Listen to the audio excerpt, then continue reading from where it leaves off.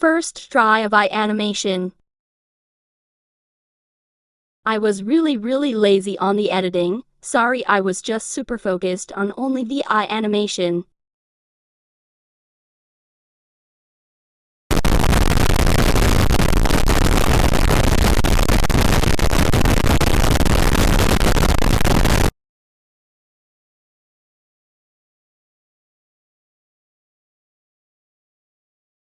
There's the only problem though, when you play it, it'll be really slow. That's not my goal for today, guys. I tried making it as fast as I could on CapCut, but the animation won't stick to what I want it to. If you have any ideas, please list them in the comments. Like if I recommend getting Anna or doing something on this app anyway. Just wanna say, thank you.